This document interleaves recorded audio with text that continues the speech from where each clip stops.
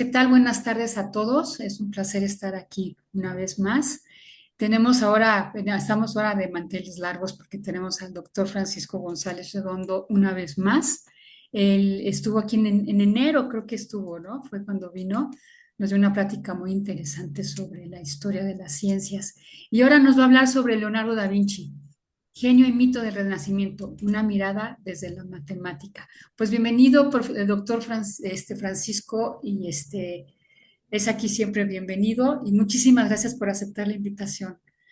Adelante. Pues muchas gracias por las palabras de presentación. Ya sabéis que esto para mí es un placer enorme, con lo cual os tengo que agradecer el privilegio de poder pues, compartir con vosotros y con vosotras pues, lo que vamos estudiando y que conviene contárselo al resto del mundo, ¿verdad? Pues ¿de qué vamos a hablar hoy? Leonardo da Vinci, genio y mito del Renacimiento, pero vamos a hacer una mirada desde la matemática. Y claro, si queremos ver realmente de qué estamos hablando, pues quizá sea conveniente, pues, ¿qué es un genio, no? Porque vamos a hablar de un genio del Renacimiento. Y eso a veces, pues viene bien recurrir, pues, por ejemplo, al diccionario de la RAE. ¿Qué es un genio? Es una persona dotada de capacidad mental extraordinaria para crear o inventar cosas nuevas y admirables. Evidentemente, esto se aplica perfectamente a nuestro Leonardo. Pero, ¿qué es el Renacimiento para nosotros los matemáticos? Bueno, pues está clarísimo. No estamos hablando de arquitectura, no estamos hablando de pintura, estamos hablando de recuperar la ciencia matemática clásica. ¿Y eso qué son? Los cuatro matématas: geometría, aritmética, astronomía y música. Bueno, pero cuando miramos cualquier historia de la ciencia, pues nos encontramos con que Leonardo da Vinci pues responde perfectamente al prototipo de genio. Y demás nos dicen, bueno, sí, matemáticas, pero es que en realidad destacó en geometría, destacó en mecánica, es decir, destacó en muchísimas cosas, ¿no? Pues vamos a empezar con la primera de ellas, que todavía no es matemática, ¿verdad? Ciencias de la Tierra. Y vamos a empezar también con alguna de sus obras, porque si todos lo recordamos es pues unas obras de arte magníficas. Tenemos La Virgen de las Rocas. A la izquierda, la versión que conservan en el Louvre, en París. Y a la derecha, la versión que conservan en la National Gallery. En principio, las dos se supone que son de Leonardo da Vinci. Veremos con más detenimiento las figuras y ya nos encontramos con una sorpresa. Si a Leonardo le atribuimos como técnica por la que hay que destacarlo en el Renacimiento el esfumato, es decir, unas capas finísimas de pintura que le da Leonardo para que tengan esa calidez que estamos viendo a la izquierda, pues ciertamente qué ternura, qué pasión vemos en esas personas, ¿verdad? En la Virgen, en el ángel, en el niño. Miramos a la derecha. Vamos a ver, vamos a ver. Esto está hecho por un pintor renacentista, sin duda. Pero la técnica es la misma. La composición sí que lo es. Pero esa cara gélida, fría, eso es de Leonardo. Estas son las mismas manos las que han hecho lo que está a la izquierda que lo que está a la derecha. Yo creo que no, pero no lo vamos a ver por las figuras, sino lo vamos a ver porque Leonardo pinta después de haber visto con ojos de geólogo la naturaleza. Y en la parte superior, que antes estaba a la izquierda, vemos el lecho en el que están posadas las figuras. Vemos capas, vemos estratos, vemos un suelo geológico, vemos polvo fino compactado en un lecho marino y luego elevado fruto de la orogenia a las montañas. ¿Qué vemos en la de abajo? Una masa informe de no se sabe qué. Eso no lo ha hecho Leonardo. Eso difícilmente lo hubiese tolerado Leonardo. Porque cuando vemos cualquier libro de historia de la ciencia, por ejemplo, la Historia General de las Ciencias en 18 volúmenes de Tatón, y vamos a las ciencias de la Tierra, pues nos hablan de lo primero de todo. ¿Cuál es la estructura de la Tierra? Es decir, la Tierra, los continentes flotan en el agua, como venían a decir algunos clásicos. Pues nuestro Leonardo adopta muchas décadas antes que Agrícola la visión moderna. No, los océanos y los mares en realidad son una pequeña, muy fina capa y realmente los continentes son la prolongación del núcleo, del interior de la Tierra, ¿verdad? Bueno, pero no es solo esto, es que empieza a hacerse algunas preguntas muy pertinentes, pero que en la época podían ser impertinentes, porque hasta Leonardo lo que se recoge en este mundo de lo que es la ciencia, se suponía la ciencia geológica, pues heredaba de Aristóteles una cuestión, una pregunta. La pregunta en Aristóteles y hasta Leonardo es: ¿cuál es el origen de las montañas? Y para explicar cuál es el origen de las montañas, Aristóteles y otros nos decían, es que la Tierra realmente no está en el centro del cosmos, está ligeramente desplazada. Y entonces, como está ligeramente desplazada, pues la corteza en sus giros se cae hacia ese centro.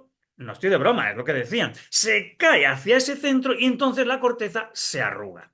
Bueno, pues esa es la pregunta, se suponía que pertinente, y la respuesta se suponía que científica hasta que llegó Leonardo. Y Leonardo nos dijo que de eso nada, que eso del libro del Génesis, que las montañas ya están puestas, no, no, que aquí ha habido orogenia y sobre todo es que hay dinamicidad, porque hay agentes erosivos que van a afectar al paisaje, van a erosionar el viento y sobre todo el agua. Y además está claro que esto no se ha creado una vez por todas y para siempre, porque hay terremotos, hay volcanes, hay orogenia, hay movimiento, ¿no?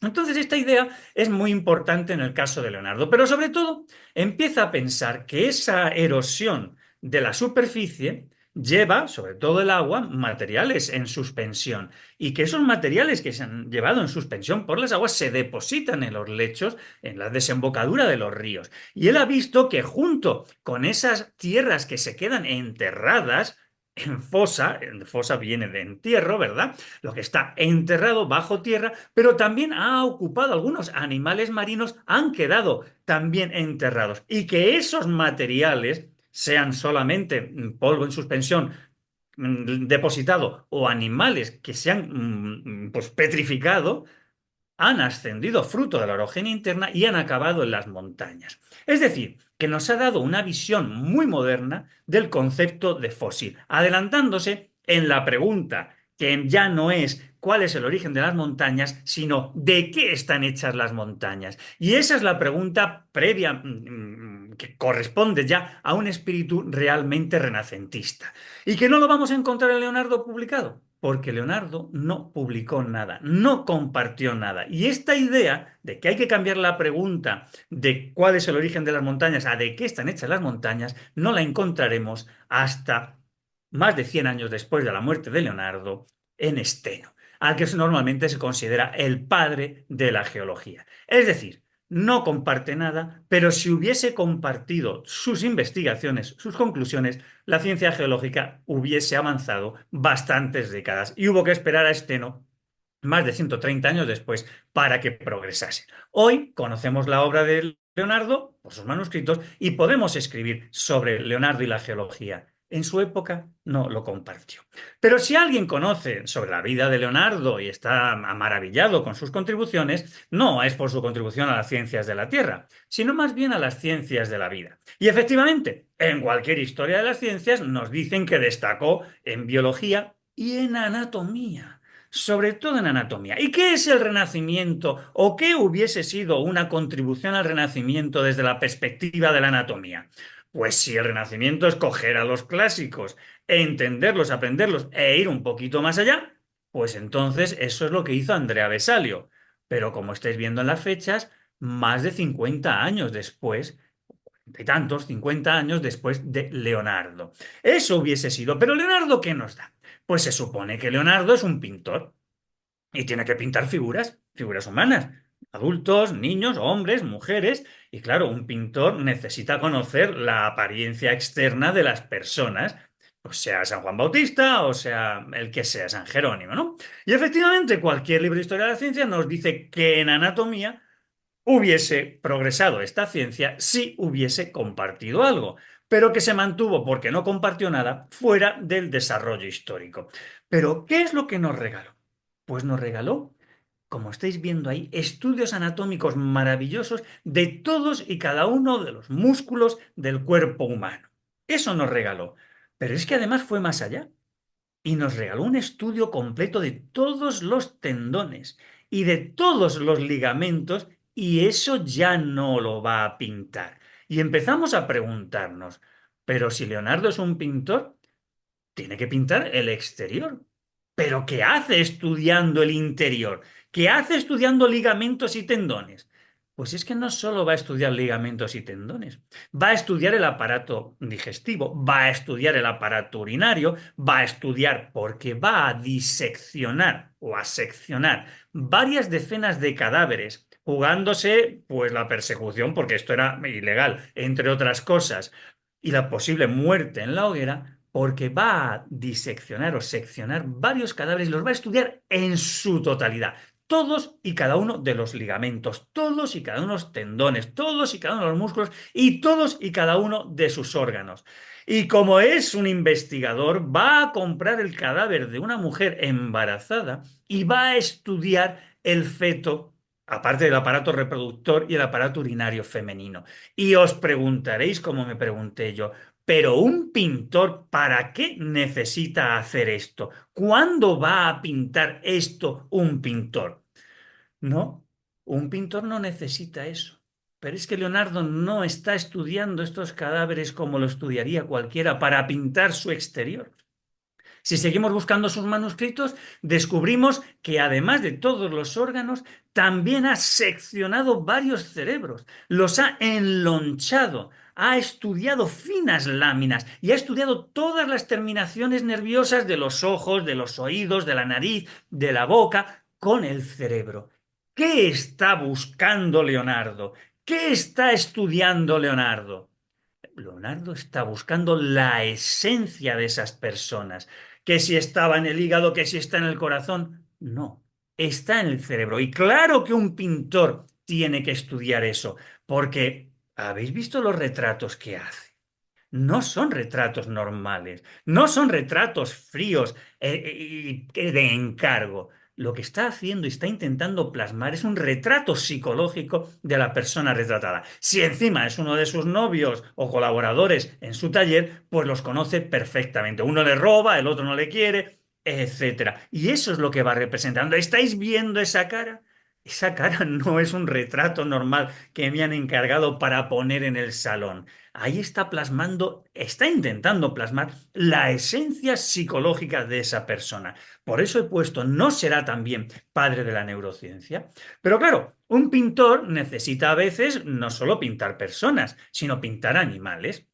Y efectivamente nos encontramos que también en el mundo de de la zoología, pues Leonardo pues, hizo contribuciones. Por ejemplo, en lo primero que pintó, la parte de la izquierda, el ángel de la Anunciación, en esta obra que, bueno, probablemente fuese en su conjunto de Verrocchio. Pero ha pintado un ángel. Las alas que le ha puesto son las alas de un ángel. Esas no son las alas de un ángel. Esto es casi blasfemo. Esas son las alas de un ave rapaz enorme y además llenas de vida, no las alas de un angelito estático que está de adorno en una escena. Este es nuestro Leonardo, porque si hay algo que le obsesiona es el vuelo de las aves y dedica varias decenas de páginas al vuelo de las aves y además va a dibujar, a poner instantáneamente unos tipos de posiciones que visto desde la conmemoración del quinto centenario de su fallecimiento, analizando los dibujos de Leonardo y analizando el vuelo de las aves a cámara lenta, se descubre que hay posiciones que el ojo humano normal no lo ve. Y esa es la explicación que nos dan para la sonrisa de la Mona Lisa. La Mona Lisa no está sonriendo, la Mona Lisa no está seria. Es Leonardo con unos ojos que solo él puede hacer y que si lo hacemos con cámara lenta lo podríamos ver todo, capaz de plasmar el instante, digamos, infinitesimal en el que empieza a esbozarse la sonrisa. Ni es seriedad, ni es sonrisa. Ese instante en el que los labios empiezan a estirarse y que solo sus ojos son capaces de plasmar, porque los de un humano normal no son capaces. Este es nuestro Leonardo. Pero claro, en botánica, el Renacimiento, ¿qué sería?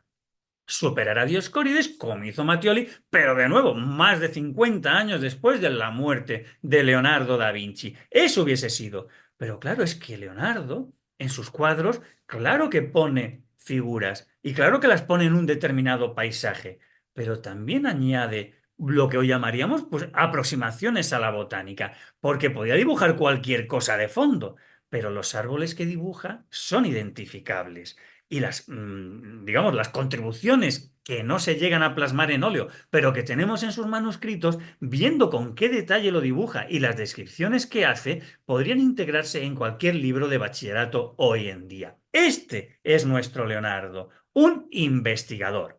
Porque Leonardo, aunque se haya pasado la historia como pintor, no es un pintor.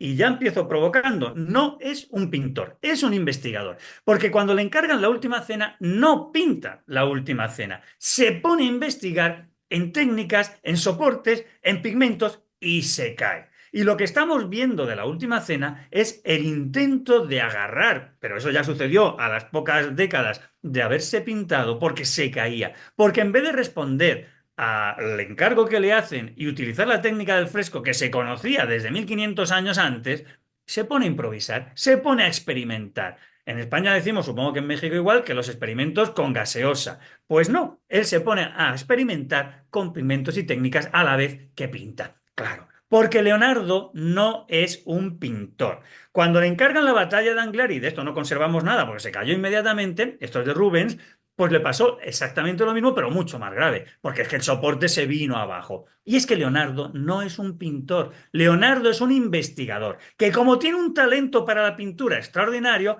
pinta para vivir, pero vive para investigar. Y este es el Leonardo que quiero transmitiros, distinto del habitual. Y por eso hemos puesto lo de mito, aparte de genio, en el título. Porque hemos mitificado a Leonardo. Porque Leonardo no era nada en el mundo de la pintura hasta que se robó la Gioconda. Pero no lo digo yo, lo va a decir él. Porque cuando escribe, después de fracasar en Florencia, a Ludovico Sforza, el moro, a Milán, diciéndole, presentándose, oye, que yo sirvo para muchas cosas, le dice, punto uno, sirvo para punto dos, punto tres, punto cuatro, punto 10. En tiempos de paz creo que puedo darle tanta satisfacción como cualquier otro en arquitectura, con la construcción de edificios públicos y privados, Puedo realizar, punto 11, esculturas en mármol, bronce o barro, así como pinturas. Y mi trabajo puede compararse al de cualquier otro. No soy yo quien dice que Leonardo no es pintor, sino un investigador y otras muchas cosas. Es el propio Leonardo cuando se presenta. Tiene un talento impresionante y vive de la pintura, pero no es un pintor, es un investigador. De hecho, hasta que en 1911 un italiano nos roba, o roba un italiano en la Gioconda y aparece 2 años después y para salvarse, pues dice la patria italiana, los franceses nos han robado a Leonardo, pues la Gioconda está colgada con un montón de cuadros en una sala, pues como uno cuadro más. Cuando ya se expone en la Galería Los Uffizi en el año 13 y se devuelve al Louvre en el año 13, es cuando empieza el mito Leonardo. Porque el mito Leonardo no es del siglo XV y XVI, es un invento, entre comillas, un redescubrimiento del XIX. Porque hasta Jean-Paul Richter y alguno más, y vamos a poner un par de ejemplos, 1883 no existía Leonardo da Vinci. Y estaréis pensando, este está exagerando. No, vamos a ver qué decía Richter en 1883 en el prólogo de esa edición. Resulta prácticamente inexplicable que estos valiosísimos e interesantísimos escritos originales hayan permanecido tanto tiempo sin publicar y de hecho perdidos. Sus contenidos han sido un misterio y solo se puede entender esto pues porque la dificultad es que tiene el descifrar lo que está escrito. Yo, Richter, estoy diciendo que soy el primero en que lo está haciendo, 1883. Pero claro, lo mismo no lo hizo del todo bien porque, entre otros, Munz, en 1898, hizo otra vez otra edición con los escritos y dibujos que no estaban publicados. Y esto es lo que nos dice Munz en el prólogo. La mayoría de estos dibujos nunca se han reproducido. Ningún crítico ha intentado siquiera ni catalogarlos ni clasificarlos. Ahora, ya sí, no Richter, yo, Munz, 1898, gracias al examen metódico que he hecho de esta escritura autógrafa, he sido capaz de penetrar más profundamente en la obra de Leonardo. ¿Cómo os quedáis? Leonardo no existe hasta finales del siglo XIX porque su obra no se conocía. Pero no lo debieron hacer muy bien, ni estos dos, ni otros tantos que también hicieron estudios, porque Pierre Duhem, ya entrado el siglo XX, tuvo que dedicarle 3 volúmenes a estudios sobre Leonardo da Vinci. ¿Y qué nos decía Pierre Duhem en su prólogo? Pues estas notas escritas de derecha a izquierda, ya sabéis, especularmente, difíciles de descifrar, que son oscuras, por su extrema concisión, que además están raramente datadas. Es decir, que esta página puede ser de un año, esta de otro, y esta puede ser de otro año más allá. Estos constituyen un caos. Es que no hay manera de exhumar de este caos los diversos fragmentos, pero bueno, yo voy a hacerlo, voy a intentar llegar a un descubrimiento de su obra. Pierre Duhem, comienzos del siglo XX. Claro, y nos encontramos con que en cualquier historia general de las ciencias nos aclaran que Leonardo da Vinci no fue un producto de la enseñanza universitaria. Es que era un hombre sin letras, no sabía ni griego ni latín, no podía escribir en la lengua de la época. Pero además tenemos una explicación. Con motivo del quinto centenario, psicólogos y psiquiatras hacen un estudio a posteriori de sus características psicológicas y llegan a la conclusión de que el pobre Leonardo no terminaba nada, ninguno de los tratados que nos prometió, porque sufría trastorno por déficit de atención con hiperactividad. Se encargaba de mil cosas, pasaba de la geología, la astronomía, montones de cosas, pero no terminaba nada. ¿Cómo os quedáis? ¿Qué hacemos?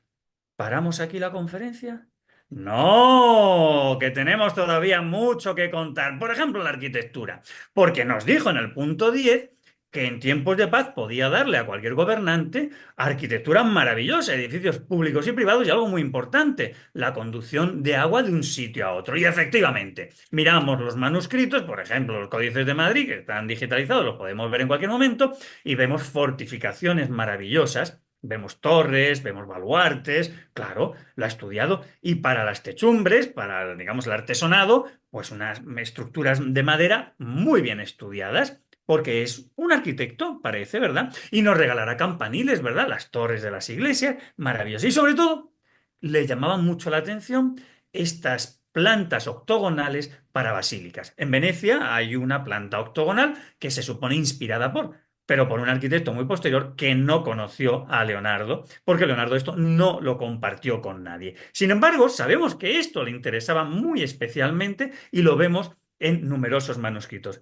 Pero, ¿hizo alguna de estas obras? ¿Llegó a construir alguna de estas obras, por ejemplo, canalizando agua?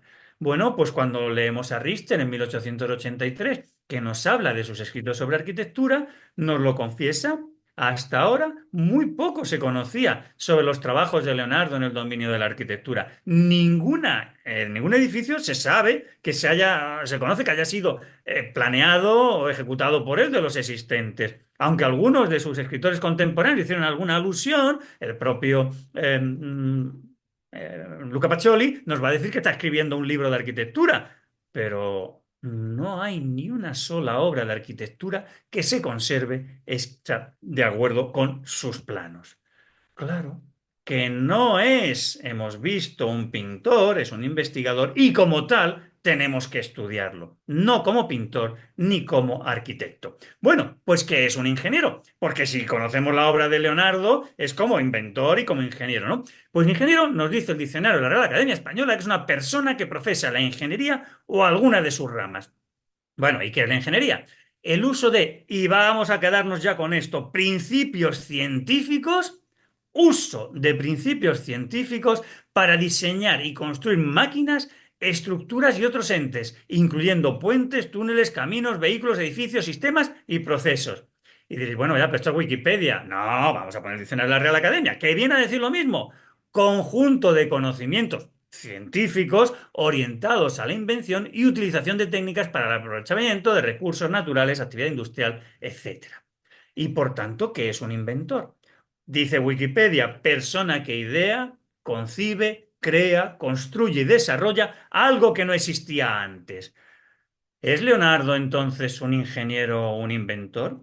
Pues Leonardo nos va a regalar montones de páginas, por ejemplo, con cables, con poleas y con contrapesos. Claro, él ha diseñado pues escenografías para Ludovico el Moro y esto son cosas que se pueden utilizar, pero no publicó nada de esto. Esto lo descubrimos en sus manuscritos. Y seguimos viendo que domina la polea, la simple, la compuesta, los contrapesos, las poleas. Están en numerosas de sus escrituras, de sus manuscritos inéditos, ¿no? Pero claro, ¿qué hace con esos hallazgos, con esas investigaciones que hace? Bueno, pues con esas cosas, con combinaciones de poleas y cables y contrapesos, se podían pues, hacer estos dibujos también tan bonitos, ¿verdad? Oye, y además lo podríamos convertir en una patente. Claro. Es decir, vamos a compartirlo, vamos a someter estos estudios a las oficinas de patentes, pues de Alemania, de Francia, del Reino Unido, de Austria-Hungría, de Suiza, de Italia, de Estados Unidos. Claro, eso es lo que puede hacer un Leonardo de verdad, ¿verdad? Pues someterlo a patentes y además construirlo, porque que era un inventor. Bueno, pues en 1907 con todo esto se construye. Pero estáis diciendo, uy, a este conferenciante se le ha ido la pinza. Estábamos en 1400 y pico, 1500 y hemos saltado, claro, porque es que esto es obra de otro Leonardo.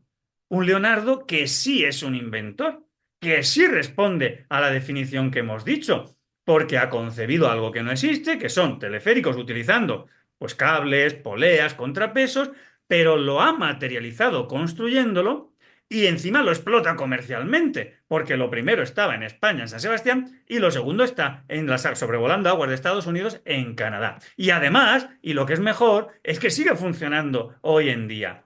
Esto sí que es un inventor, pero no se llama Leonardo da Vinci, ni es italiano. Este ejemplo que nos ha clarificado perfectamente que es un inventor se llama Leonardo, pero se llama Leonardo Torres Quevedo y es español. Da Vinci, el florentino, nos ha regalado un montón de dibujos de distintas máquinas, sobre todo de madera, engranajes, etcétera. Bueno, el tornillo de Arquímedes ya sabíamos que existía, en Egipto se utilizaba desde hacía mucho tiempo, ¿no? Pero, ¿construyó Leonardo da Vinci alguna de estas máquinas? Pues es verdad que nos regaló, por ejemplo, esos dibujitos que estáis viendo a la izquierda, con esas explicaciones que estáis viendo debajo, una máquina de sumar. Pero claro, nos ponemos a ver los dibujos y nos ponemos a ver lo que la frase es que hay 3 líneas y 5 líneas debajo y no vemos cómo se podría construir una máquina de sumar. Pues hay un Leonardo que efectivamente nos da también notas manuscritas y que nos explica. Cualquier aparato que permite provocar a voluntad un fenómeno cuya ley está expresada en una fórmula algébrica puede teóricamente servir para obtener valores simultáneos de todas las variables construidas con esta fórmula, pero contenidas en esta fórmula. Pero claro es que esta verdad teórica no tiene en general ningún valor práctico, porque no es fácil producir un fenómeno cuya ley sea la fórmula que interesa calcular, ni medir con exactitud suficiente sus elementos. Pero estáis viendo que esto no es de Leonardo da Vinci. Esto es de otro Leonardo, pero es de un Leonardo español, que tiene en su mente unas máquinas de calcular que resuelven ecuaciones algebraicas de segundo grado, de grado que sea, y que entiende que esto hay que someterlo al juicio, no queda solo en un manuscrito, como acabamos de ver, sino convertirlo en un artículo y someterlo a los árbitros de unas determinadas revistas. Por ejemplo, sobre las máquinas algébricas de 1895 y sobre las máquinas de calcular de 1900 a las congendido la Academia de Ciencias de París. Pero un inventor que nos ha dicho la definición que es alguien que concibe algo pero que lo construye. Y en nuestro Leonardo, Torres Quevedo, que ya os digo el nombre completo, porque se llama Leonardo, pero sus apellidos son Torres Quevedo, lo tenemos todo.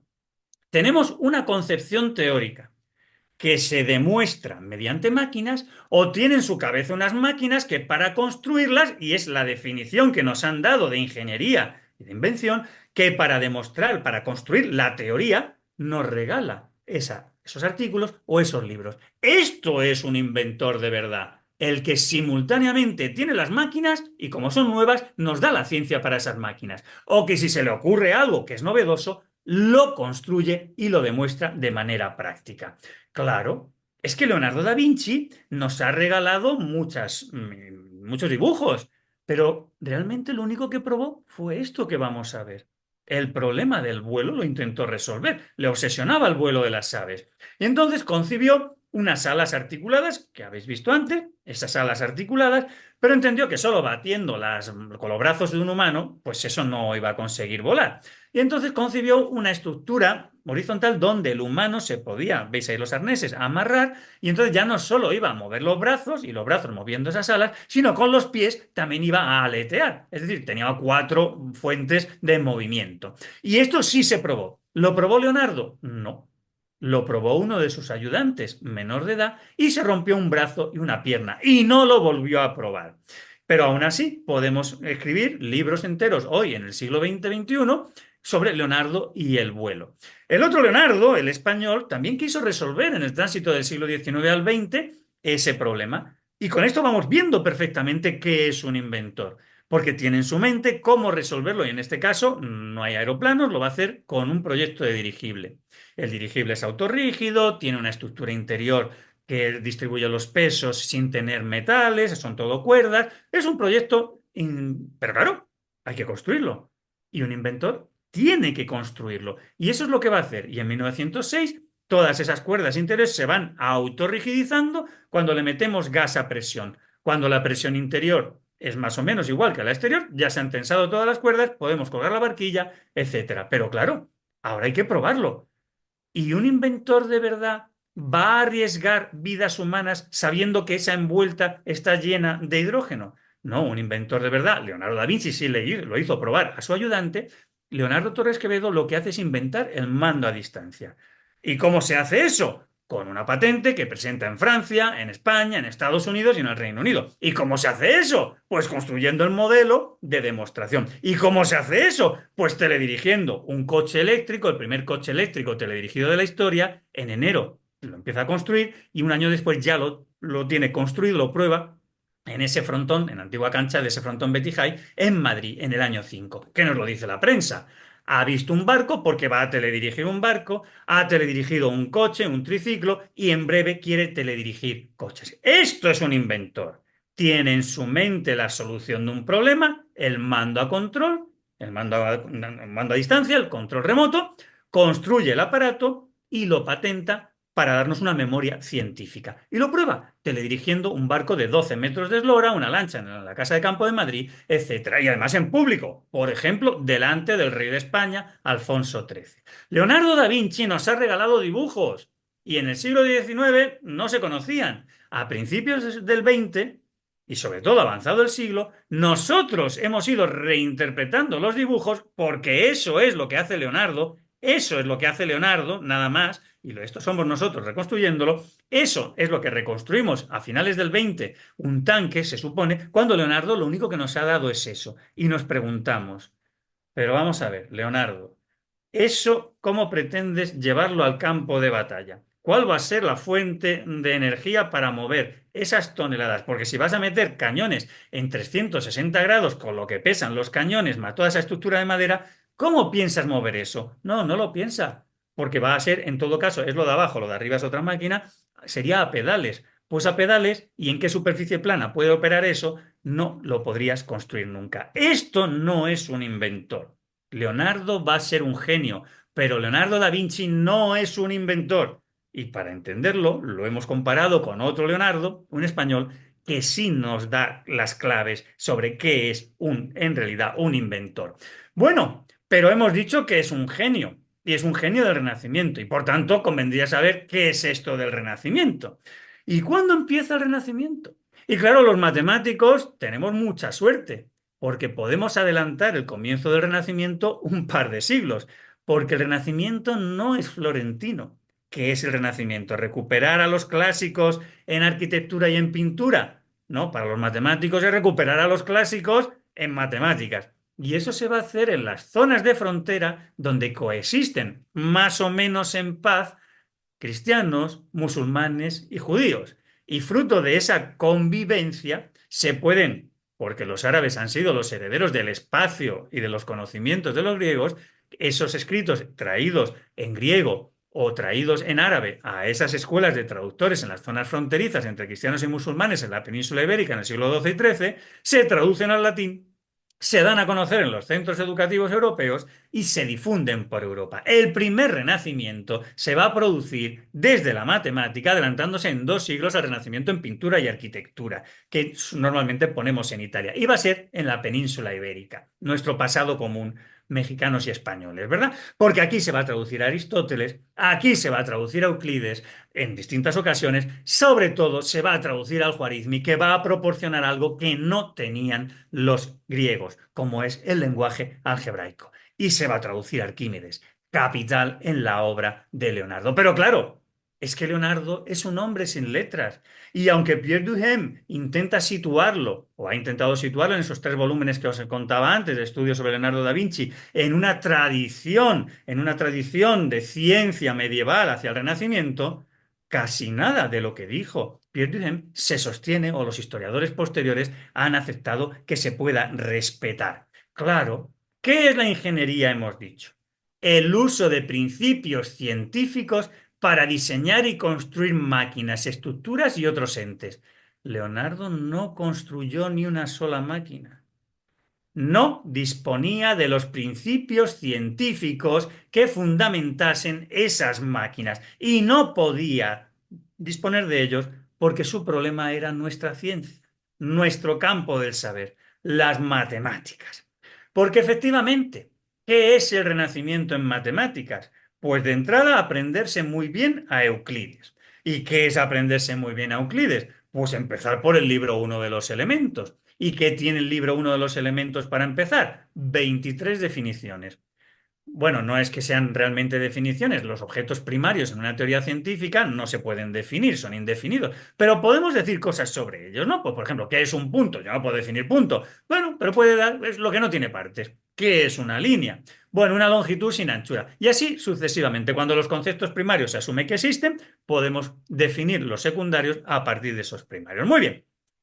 Pues después de saber de qué vamos a hablar, cuáles son los conceptos que vamos a manejar, en este caso en geometría, pues enunciamos los postulados, los axiomas de la teoría que tenemos que aceptar.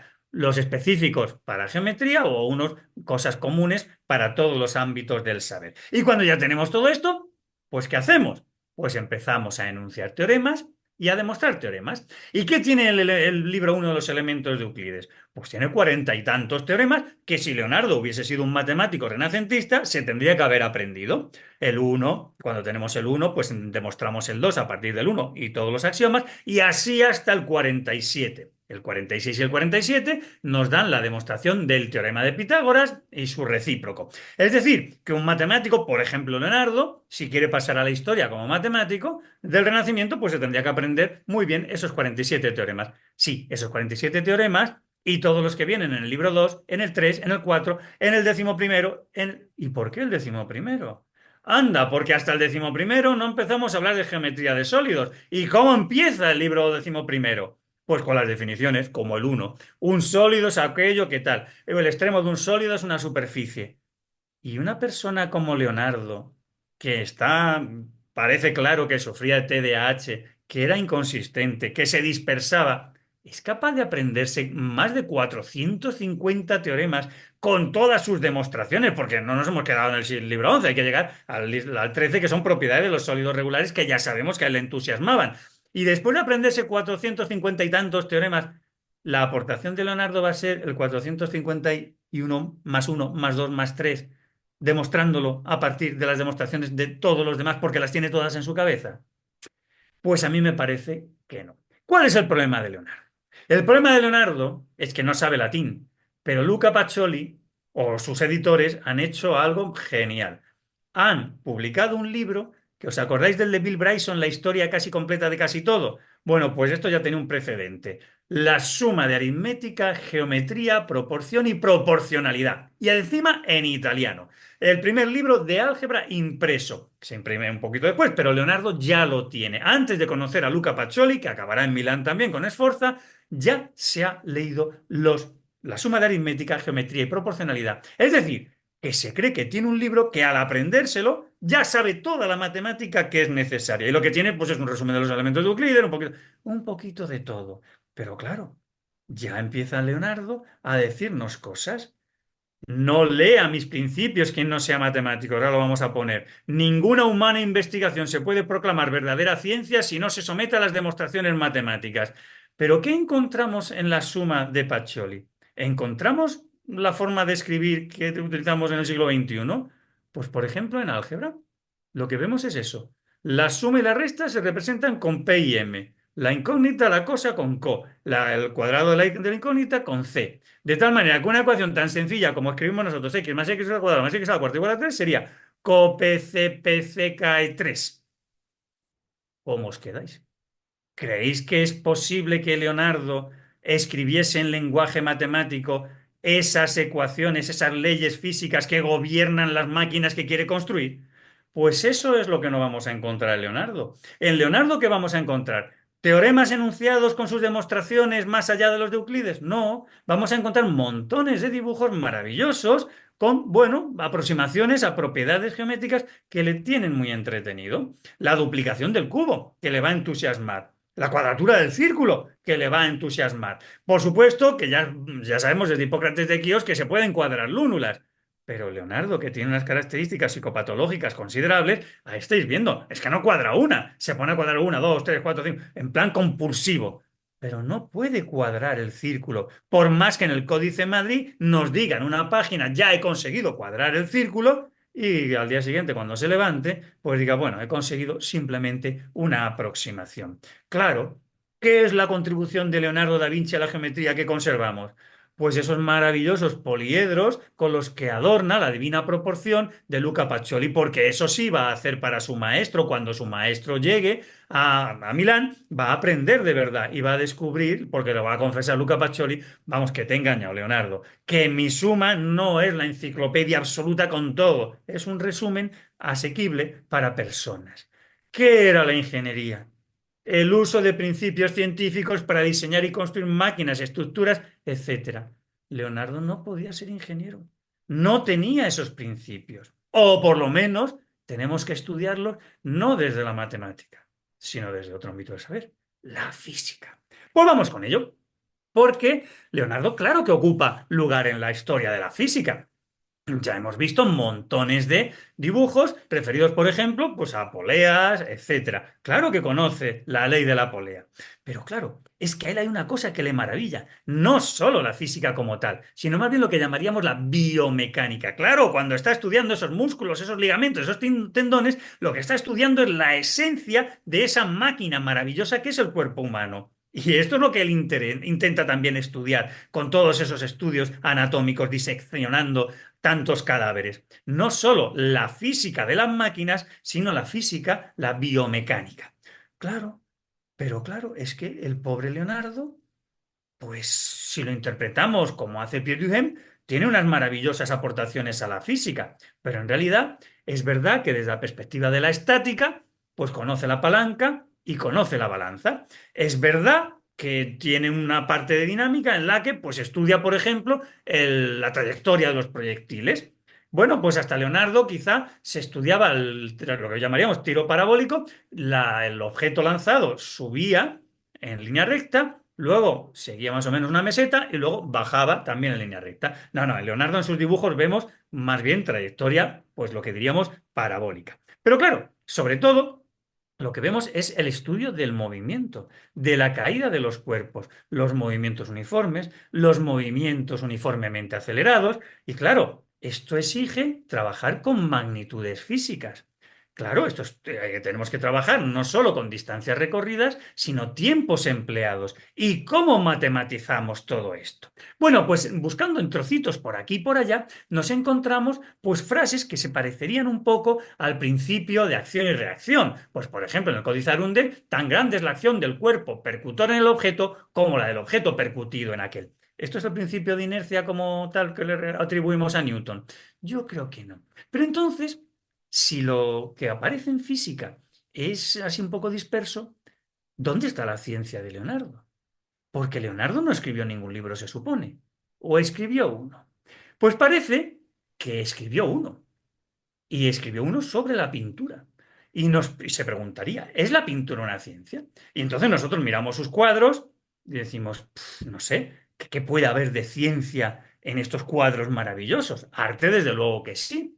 Bueno, pues así empieza su tratado de pintura. Un tratado que prometió que iba a escribir y que fue un comentarista muchas décadas después de su muerte el que lo reunió en el Tratado de Pintura de Leonardo, que está editado, ¿verdad? ¿Y cómo empieza? Pues empieza con una maravilla. ¿Es la pintura o no es la pintura una ciencia? Y entonces nos encontramos con que lo que está realmente haciendo Leonardo es demostrarnos cuál es el sueño vital que le caracteriza. Él lo que está buscando es un quinto matémata más allá de los cuatro matématas heredados de los griegos. Geometría, aritmética, astronomía y música. Él quiere regalarnos un quinto ámbito del saber matematizado. Luca Pacioli, en la Divina Proporción, que ha decorado con poliedros Leonardo, nos dice que ese quinto matémata va a ser la arquitectura. No lo encontramos en ninguno de los manuscritos. Pero resulta que el tratado de pintura empieza así. ¿Es la pintura una ciencia o no? Llámase ciencia aquel discurso de la mente que tiene su origen en principios últimos, los axiomas, ¿verdad? Como los de Euclides, más allá de los cuales nada puede encontrarse en la naturaleza que forme parte de esa misma ciencia. Tal ocurre en el caso de la cantidad continua, es decir, en geometría. Se comienza por la superficie, como en los cuadros, las figuras. En su principio se encuentra la línea, que es el límite de esa superficie. Pero claro, ninguna humana investigación puede ser denominada ciencia si antes no pasa por demostraciones matemáticas. Y la pintura puede estar sometida a demostraciones matemáticas. Pues si seguimos leyendo, nos va contando qué puede haber de matemáticas en la pintura. Principio primero de la ciencia de la pintura. El punto. Le sigue la línea, la superficie y el cuerpo que de tal superficie se viste. Bueno, esto quiere decir que en el resumen de Pacioli se ha leído el comienzo de los elementos de Euclides, claro que sí. Y sigue escribiendo, ¿no? La superficie plana encuentra su perfecto simulacro en toda otra superficie plana situada frente a ella. Bueno, pues todo esto es matemática, no nos está demostrando nada, ¿no? Pero bueno, esto es matemática. Pero rápidamente empieza con algo que ya no es estática, porque ¿qué es pintura? Si estamos hablando de la ciencia de la pintura, una pintura que es plasmar en un instante estático una determinada escena. En un cuadro se ha parado, lo que sea se ha parado, no hay dinamicidad, es algo estático. Y si seguimos leyendo el Tratado de Pintura, nos encontramos que decimos que un saber es mecánico cuando nace de la experiencia, científico cuando comienza y concluye en la mente, y semimecánico cuando nace de la ciencia y desemboca en la operación manual. Muy bien, pero ¿y esto qué tiene que ver con la pintura? Claro, pero es que las verdaderas ciencias son aquellas que la experiencia ha hecho penetrar a través de los sentidos, silenciando la lengua de los litigantes. Proceden a partir de verdades primeras y principios notorios, como en geometría. Y se comprueba en los fundamentos de las matemáticas, número y medida, o también aritmética y geometría, que tratan con suma verdad de la cantidad continua y discontinua. ¿Y esto qué tiene que ver con la pintura? Cuando él nos está diciendo no lea mis principios, que no sabemos de qué, quien no sea matemático. Pues nos lo va a aclarar un poquito después. El libro de la ciencia mecánica precede al libro de las útiles invenciones. Él mismo nos lo ha reconocido. ¿Qué decía el diccionario que era la ingeniería? Encontrar los fundamentos científicos de esas máquinas que queremos construir. Y es lo que nos va diciendo. El libro que hay que construir, vamos a ver primero reglas para las vigas simples, luego para las apuntaladas para su base y después para las vigas que soportan los pesos, porque este libro trata de los pesos, a continuación de los soportes, luego la fricción y luego de su movimiento y por último de su percusión. Claro. Es que ni siquiera vamos a ver en los cuadros de Leonardo eso que atribuimos al Renacimiento, que es la perspectiva. No es eso. Lo que estamos viendo es el sueño de Leonardo. Construir la física como quinto matémata. No la pintura, no la arquitectura, sino la ciencia del movimiento. Matematizar la ciencia mecánica que debería fundamentar esas máquinas que no va a construir porque este sueño es muy complicado de ver hecho realidad. Porque eso es lo que se creía que estaba en el libro de Luca Pacioli, en esa suma. Se suponía que le había regalado en ese libro todo lo que había que saber sobre proporción y proporcionalidad. Pero ¿qué es escribir una ley física? Una ley física es una igualdad entre medidas, porque cuando decimos, por ejemplo, fuerza igual a masa por aceleración, a nadie se le ocurre decir qué operación matemática es masa por aceleración, en qué conjunto, con qué elementos se está definiendo qué operación interna, que es multiplicar una masa por una aceleración. No, lo que hace una ecuación, y su nombre lo indica, es una igualdad entre medidas de las cantidades que se relacionan en la ley física. Entonces, Si Leonardo quiere construir la física como quinto matemata, tiene que ser capaz de construir las leyes matemáticas de esas teorías físicas. Y claro, dispersos por sus escritos, vemos que eso es lo que él intenta encontrar. Está estudiando la pesantez, no la gravedad universal, la gravedad como teoría de la gravitación universal, no, la pesantez de los cuerpos. Y vemos esos intentos. Pero, ¿qué tendría que haber hecho Leonardo para poder construir esas leyes? Pues tener primero una teoría para las magnitudes que quieren integrar en esas leyes. Claro, y eso ya estaba en parte en los elementos de Euclides. ¿Por qué? Pues porque tenemos que recordar, como le decimos a nuestros alumnos, ¿verdad?, qué es una magnitud. Entonces decimos, bueno, en lo que hay, por ejemplo, la magnitud-longitud, lo que hay que nos rodea, sean reales o imaginados, son cantidades, por ejemplo, de longitud. Y la magnitud de longitud es el conjunto de todas las cantidades de longitud. De entre todas las cantidades de longitud, elegimos una y la llamamos, por ejemplo, el metro, la llamamos unidad, la elegimos como unidad. Y ahora podemos comparar cualquier cantidad con esta cantidad concreta, que es la unidad, y nos da una medida. Ya, claro, pero para que esa medida exista, tiene que existir el conjunto numérico que nos permita expresarlo. Y ya sabemos que si cogemos en un cuadrado como unidad su lado, pues la diagonal no la podemos expresar con números racionales en función de esa unidad que hemos elegido. Claro, para resolver ese problema, ¿qué van a hacer los griegos? Pues los griegos van a no trabajar con medidas de las cantidades, van a trabajar con las cantidades directamente.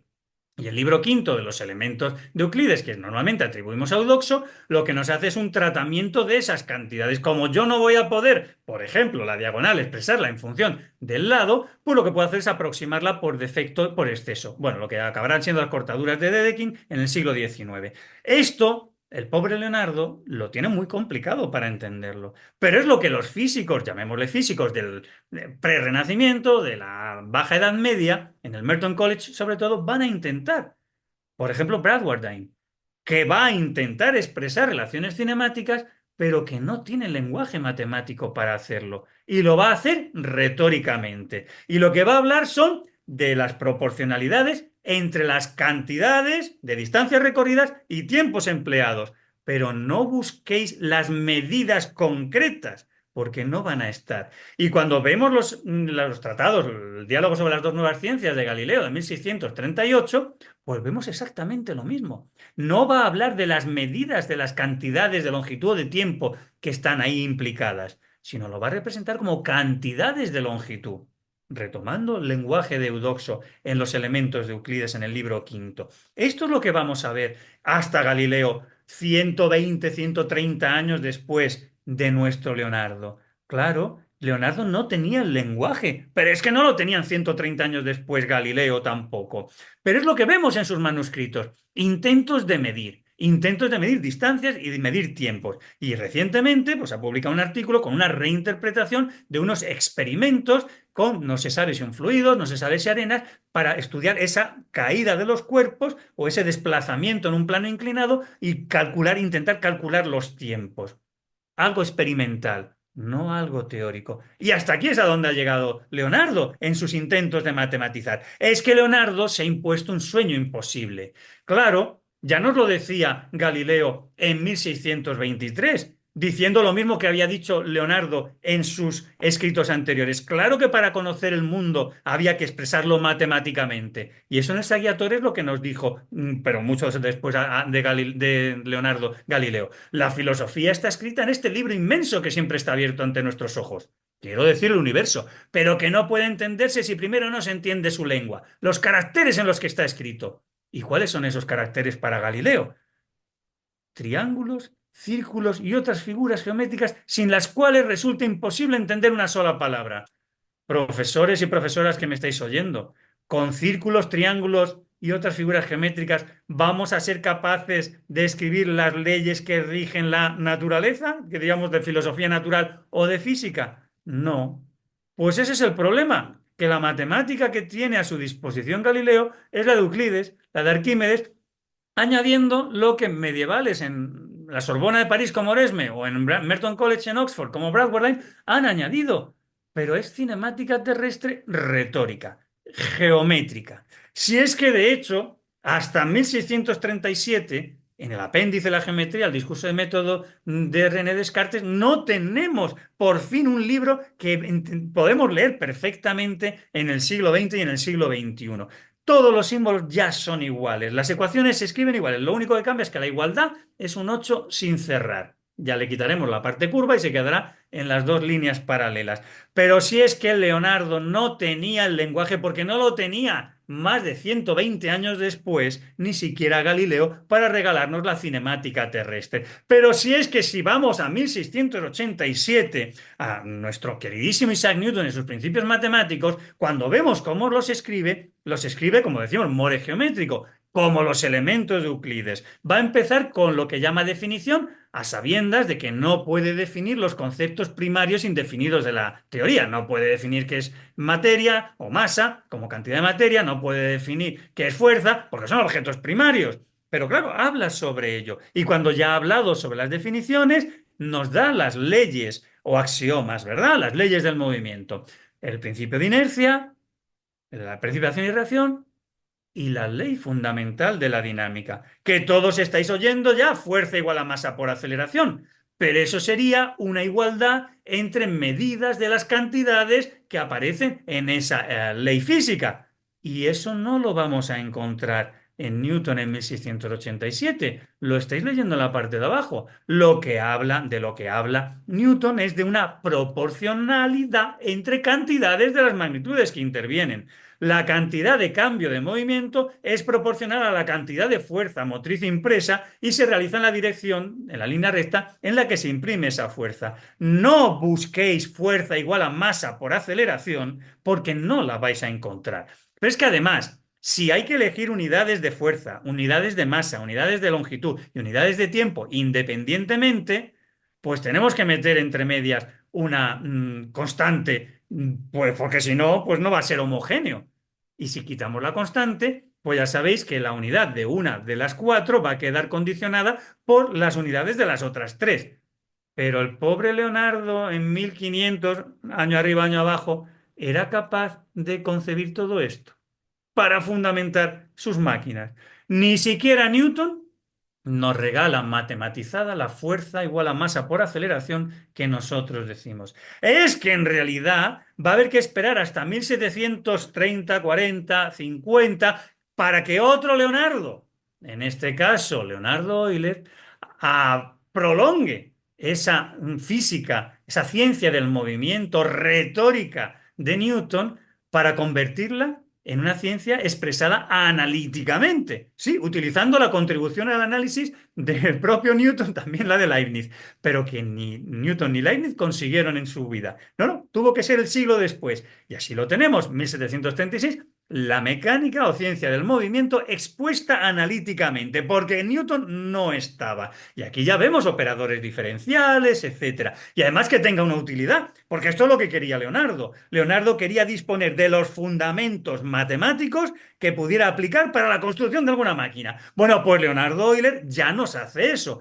Va a construir la ciencia naval a partir de su expresión matemática, teniendo en cuenta las leyes mecánicas que él ha proporcionado. Pero tenemos la ley fundamental de la dinámica en 1749. No, el propio Leonardo Euler nos va a regalar por primera vez la ley fundamental de la dinámica en 1752, 300 años después del nacimiento de Leonardo da Vinci, que había nacido en 1452, y lo va a llamar descubrimiento de un nuevo principio de la mecánica. No es un nuevo principio, el principio es la ley fundamental de la dinámica. Lo que sí es la primera vez que se va a expresar la ley fundamental de la dinámica, fuerza igual a masa por aceleración, con operadores diferenciales, como estáis viendo, y además con discriminación espacial, es decir, dividida en tres leyes, una para la componente X, otra para la componente Y y otra para la componente Z en ese espacio tridimensional, euclídeo, etc.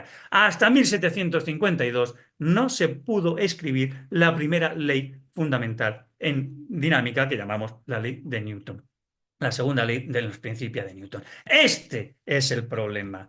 ¿Qué era ingeniería? El uso de principios científicos para diseñar y construir máquinas. ¿Era capaz Leonardo de hacer esto? ¿Tenía los principios científicos, Leonardo da Vinci, para fundamentar sus máquinas? No, no podía. Claro que es un genio del Renacimiento, Leonardo, porque es una persona dotada de capacidad mental extraordinaria para crear o inventar cosas nuevas y admirables. Pero era un ingeniero. ¿Pudo serlo? Pues hemos visto que fracasó, que su obra no se conoció en su época, que tuvieron que ser comentaristas 400 años después, 450 años después, 500 años después, que seguimos estudiando la obra de Da Vinci, que él no pudo compartir. Claro que fue o hubiese sido el científico total, pero estaba fuera de su tiempo. No tenía la matemática que necesitaba para fundamentar todo eso que bullía en su cabeza. Era imposible. Se había impuesto una tarea descomunal imposible, porque Leonardo da Vinci no es un genio del Renacimiento, es un genio que vive en el Renacimiento, pero que le hubiese tocado mucho mejor vivir en la modernidad, porque ahí sí, en el siglo XVIII, sí hubiese podido hacer lo que no podía hacer a finales del XV y principios del XVI, expresar matemáticamente sus máquinas, los fundamentos científicos de todas esas máquinas que tenía en su cabeza. Y claro, fracasó. Quedó como un mito para nosotros, porque en su tiempo, pues no pudo serlo.